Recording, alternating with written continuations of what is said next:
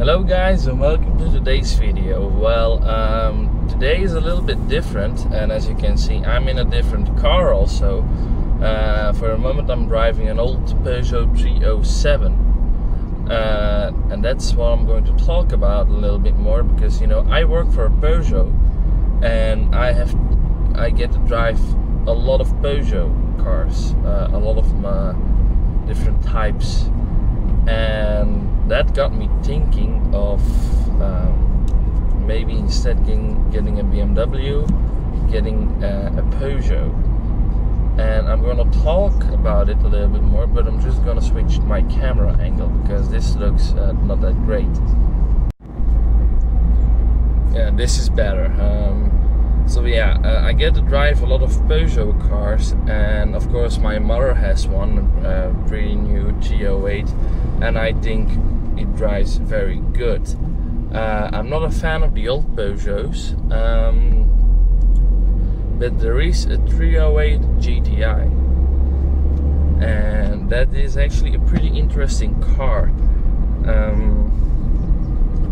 And why am I thinking about getting that one? Well, it's pretty simple. I can get a really good price on that car, way better as someone else would get, because I work for Peugeot, and because of the lower price the car becomes way more interesting financial. Because if I would be a normal customer and I would have to choose between a Peugeot 308 GTI and a Hyundai E30N, I would choose a Hyundai, because that car is way cheaper and it sounds a little bit nicer, and I think it looks a little bit nicer.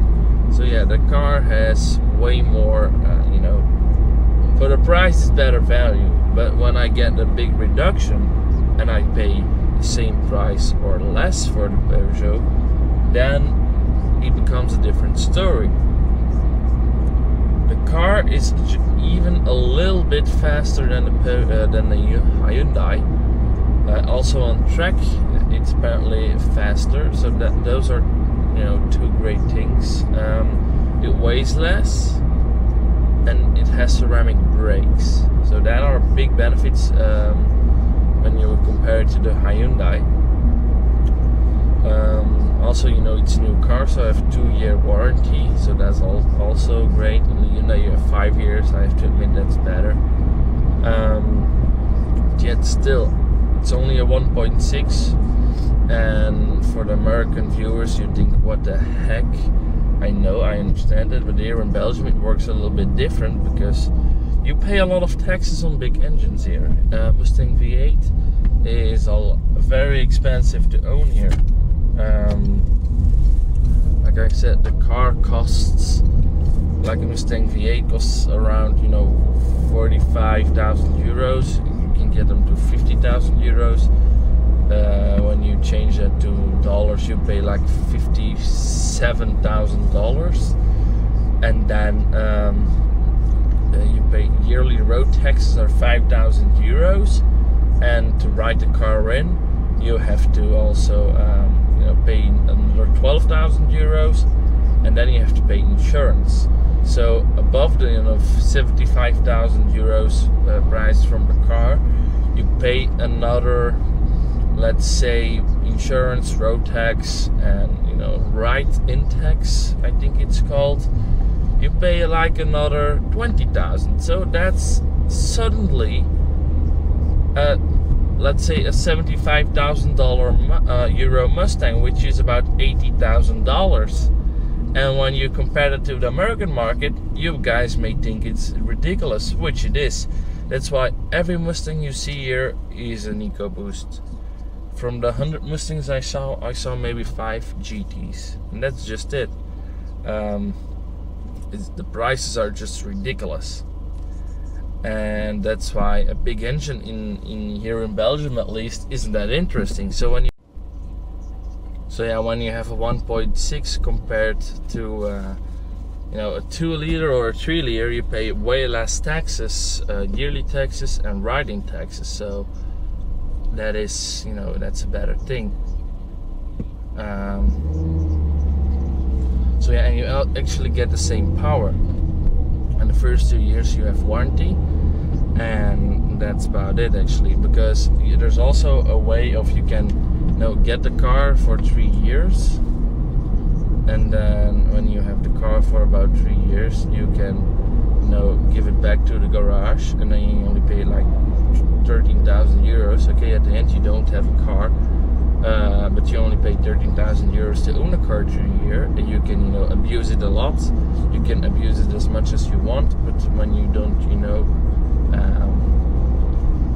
when it's not your car anymore, it's also not your problem anymore. So that's actually very interesting, and maybe I can, if I do that, I can save up in those 3 years to get a BMW 1 M40i or an M2 competition pack, or maybe an Audi RS3 if I save up enough money. We'll see about that. I mean, that's not sure yet, but it's a possibility.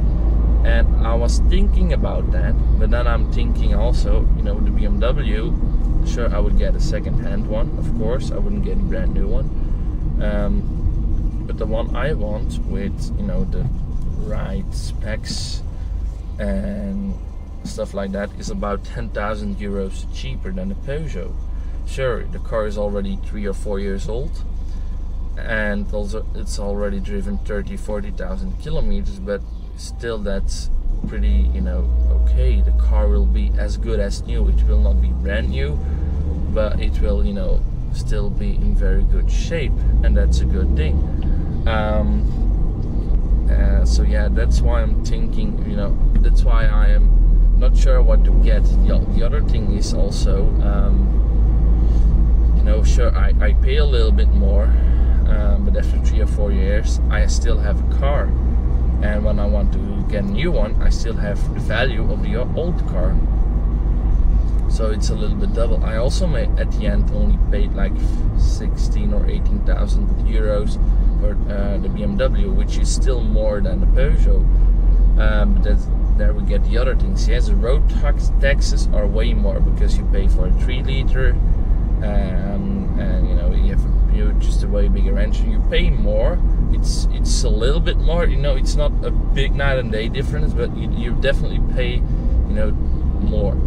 And that's why I'm still considering the Peugeot, but also not, because I don't think the price difference between the two cars is too big for the other things to come in value. Because you pay like a 10,000 euro more expensive car, then the car is more economical, you pay less taxes, and you have warranty. Those are the 3 things you get for the 10,000 euros, and I'm not sure if that's worth it, because the BMW has an engine with way more potential than the Peugeot. I can easily push 400 horsepower out of that BMW.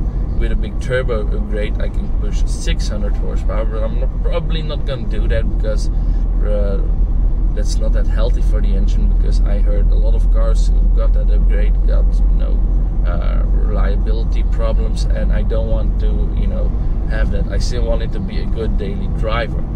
The Peugeot, you can push it, I've seen people push it around 310-20 horsepower. That's still a good amount of healthy horsepower. For a 1.6 it's actually quite a lot. So yeah, that's actually not bad for what you get.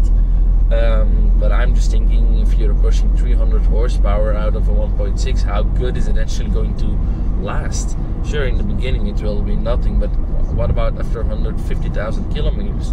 Because my current BMW also is a 1.6, and it's also driven 150,000 kilometers, and the engine is pretty fine.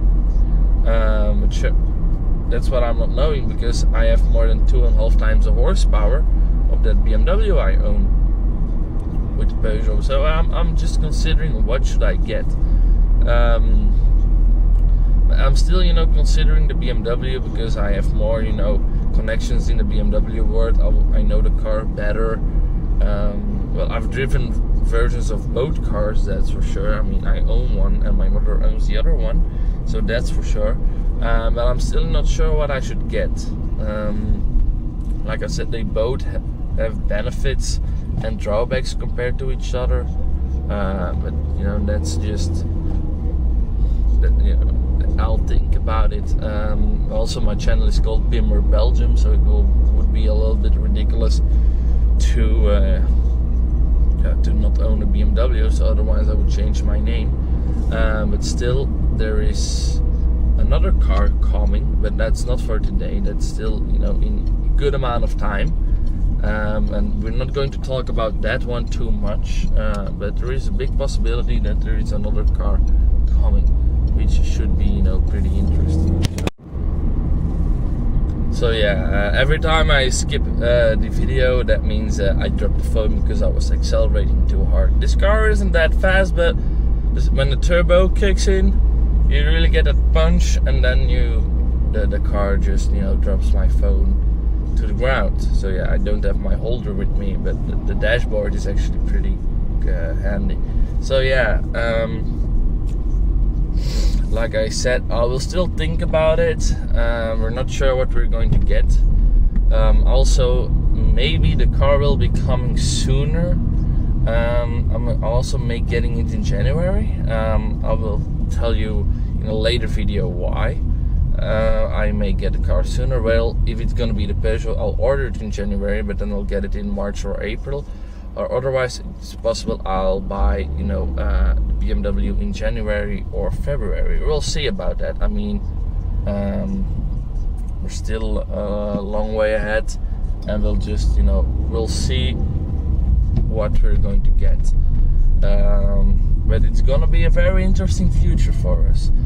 So yeah, I'm now waiting up to the garage, and I'm actually, trading this car in for a brand new one, and they didn't tell me what I'm getting, so I hope I get something interesting. We will see, but I fear it won't be that nice. But anyway, we'll see. Well, this is my workplace. As you can see, all the new cars I can transport, but unfortunately, I got this one.